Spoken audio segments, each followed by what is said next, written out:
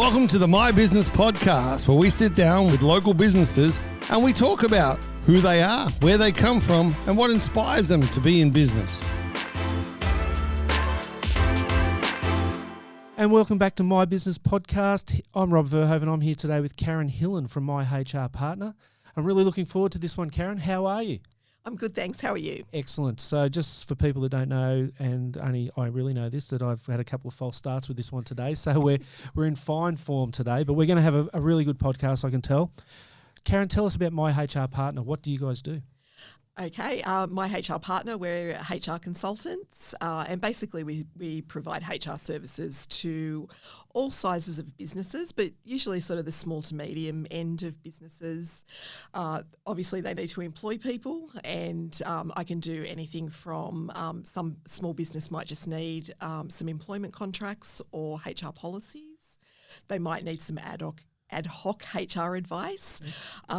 Bigger businesses that have probably 10 to 15 employees or more sometimes will need a HR partner. So I'll act as their virtual HR manager so they can pick up the phone and get the answers to their questions and issues when they need it. I was thinking about this morning as I was getting ready for the podcast, that it's not something I ever thought that was an actual job. And I get to see so many different things like that. But then when you think about it, really there's not a business that doesn't have their own HR department that can't utilise your service, is there? Yeah, that's true. I think a lot of people don't know that there are HR consultants until they need it a lot of the time. Right. So it can even be things like advice on pay rates. So businesses a lot of the time, especially when you're starting out, you've got a couple of employees, you might not have any idea of what the proper pay rate is or what an award even is, let alone how to refer to it. So it's all of those sorts of things as well. So it's basically what a HR manager or a HR department does for a large business, I can do for a small business in lots of different flexible ways. Because it's not like they change the rules in this very often, is it? No. So, there are some legislation changes that have just happened and a few more coming this year. We're 2023. But a lot of things don't change. Awards update every That's the July. Thing with awards and all that kind of stuff, it's constantly changing and things like that. Yeah, and pay rates change in July every year. So it's just about being on top of all of those things. And when you're a business owner, you're usually good at your business. You know, if you're an accountant or a painter or a builder or whatever that might be, you're good at that. But you're not good at all of that HR stuff and knowing where to go and where to look for things. Like, I'm not going to build my own house or paint my own house. So those sorts of people don't want to get involved in the HR side of things, trying to work out all those things on their own. It makes sense. Tell us a bit about Karen's journey to having your own business. How did that come about? Yeah, so I've worked mostly in the public service. The last, I suppose, job that I had was with Fire and Rescue New South Wales, and I was in HR there. Absolutely loved it, but I got the chance to have a redundancy. Or didn't get the chance, I was told. My position was being made redundant. So that gave me the opportunity to look at what that next step was going to be.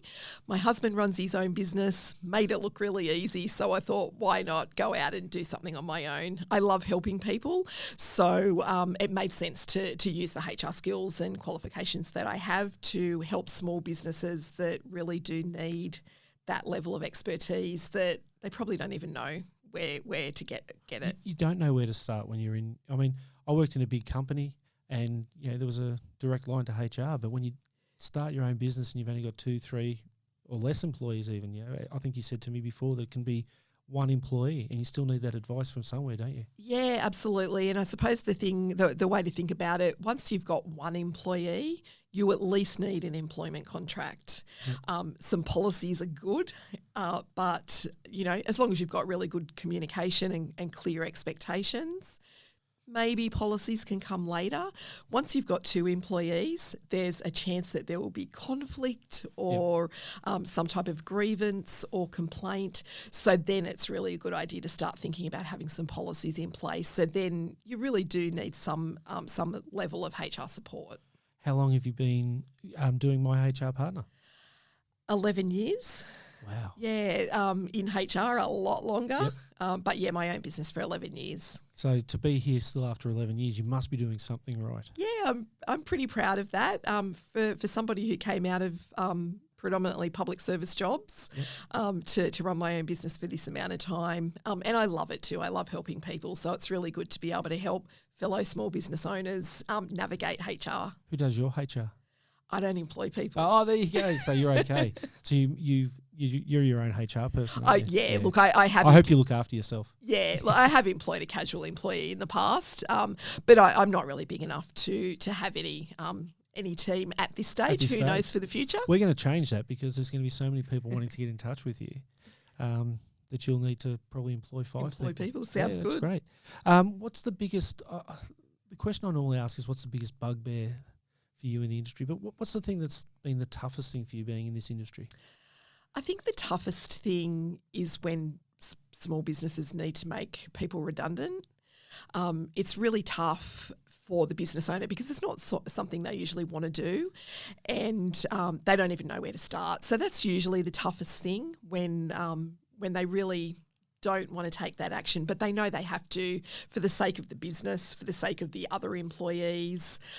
So that can be really hard because it's not something people take lightly. It's very emotional, isn't it? It's really emotional. I've actually been in a redundancy meeting and people have cried. It's terrible because sometimes people don't know it's coming. Yeah, because redundancy is a very emotional time, isn't it? It is really emotional, and it's emotional for the business owner as well as the people that are being made redundant. Yeah. So it can be really tough. So I think sometimes when people have that peace of mind that they know the proper process to follow, it makes it a little bit easier. It's never easy, but it makes it a little bit easier. To have the comfort that someone is helping them that knows the right way of doing it, because that's the thing that as business owners, you always are worried about, am I doing this the right way? Have I done something wrong that will come back to bite me later on? Yeah, absolutely. And that's the thing I do for businesses a lot is guide them in relation to whatever that process might be, whether it's redundancy or it's performance management or it's getting the right pay rate. It's just having that peace of mind of knowing that you've got somebody telling you and reassuring you that you're doing the right thing. Do you think many businesses are out there, or how many businesses do you think are out there that just don't even contemplate HR issues until it's too late? So many. If I go to a networking event, it's quite common when I tell people what I do. Firstly, they think recruitment. I don't do recruitment. I look after businesses that already have employees and help them manage those employees. So usually if I say HR, people think recruitment. And then when I explain what I do, people go, oh, wow, I didn't even know that was a business. That was me 2 hours ago or 3 hours ago, whenever it was that I started researching. So, and look, I think the thing is to businesses that employ people, most of them aren't out there to do the wrong thing. No. But they just don't know. So sometimes you will find a business that may have not paid somebody correctly or they haven't given the right leave entitlements. It's not because they're trying to do the wrong thing. They just don't know. Yep. And once you explain to them what the right things are, they're so upset about doing the wrong thing and they want to rectify it really quickly.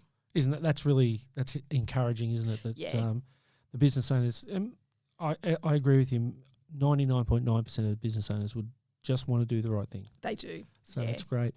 I think I know the answer to this, but what's the best thing about working in your industry? Being able to help people. I love helping people, whether it's in HR or whether I can help people in some other way. I really love being able to help people. And sometimes that's just a 15-minute conversation where people just need some reassurance or they need some confirmation about pay rates or whatever they're doing. But yeah, that's the thing I love the most is just being able to help people. And it makes me really happy too when you can see that they're really relieved that they're either doing the right thing already or they've got the path now to do the right thing in relation to whatever it is in relation to HR, whether that be pay rates, entitlements or a process they have to follow. So I'm guessing that you'd have a lot of your clients that would be coming back to you, maybe not at regular intervals, but over the year, come back to you a few times a year to just get reassurance. Yeah, definitely. So I've got lots of different flexible ways that I work with businesses. So I do have some businesses that are quite small. So they might come to me originally for an employment contract or some policies, and then they might come back and book in for a 15 or a 30-minute call because they need some advice. Yep.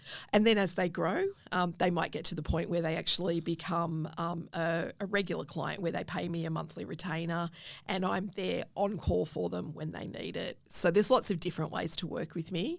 But yeah, quite often people do come back for different things.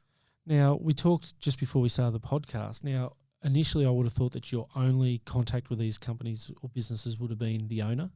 But you also talked that sometimes they have their own HR people in their businesses if they're a bit bigger. Yeah. And then that becomes your contact. So your end customer could be a variety of different people within a business. It could be.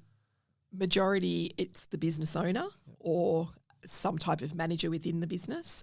But I do have a couple of clients where they are bigger. They've got an internal HR person, but they just need to sometimes bounce things around. Yeah. They want to confirm that they're doing the right things. So I sort of act as a more senior HR advisor to somebody who might be inside the business.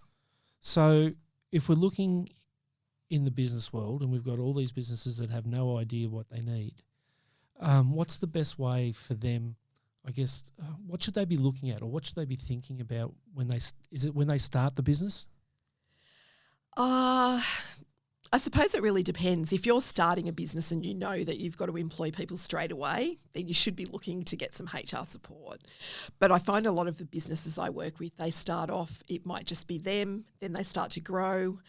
Sometimes they'll bring a family member in or they'll bring a friend in. That's when you really need employment contracts because things can go wrong. Yep. But it can depend. Sometimes I'm dealing with a business that already has 15 employees and they've only just found out that HR's a thing. So it can be lots of different ways. But I like to be able to talk to a business when they're starting out. And my absolute favourite client, she came to me as soon as she was about to employ people and she said, what do I need to know? What do I need to do? I have plans to grow. I want to make sure I get this right. That's awesome, isn't it? Yeah. I'm guessing she's successful too. She's very successful, yes. Yeah, see, there's a common theme, I guess, across your clients that once they start getting this advice, it does help their business grow. It absolutely does. And I think the thing is to, at the moment, it's hard to recruit in all industries everywhere. So you want to keep your people. Yep. So I love working with businesses that are proactive. They want to look after their employees and they're always looking at what they can do that might make a little bit of a difference. So I love working with those businesses that want to treat their employees well and they're always looking to make sure that they're doing everything right and also looking of ways they might be able to come up with something a little bit different. So, some type of reward. Performance management can be like performance appraisals, for instance, can be quite boring and sometimes people fear them. But there's lots of different ways that you can do those things where you're rewarding people, you're having informal chats, just to keep people engaged. Because performance management doesn't need to be low performance, does it? No, absolutely not. That's something that I found in my previous life, that we focus too much on the people that are the lower performers and the ones that are doing us the best for our businesses. Yep. They just get left to their own devices and sometimes wondering if they're doing a good job. Yeah, that's so true. And I think that's the thing, performance appraisal, performance, any of those sorts of things where you've got some sort of system or process where you're having performance appraisal meetings. It doesn't have to be complicated and it doesn't have to be super formal. I like the idea of doing them regularly, not just a once a year tick and flick type thing, because people want to know, are they doing a good job? What can I do better? How can I improve? What development opportunities are there for me? So there's a lot in that. And I think a lot of the time, if you focus on the good stuff, there's probably less likelihood you're going to have to focus on the performance management of poor performers.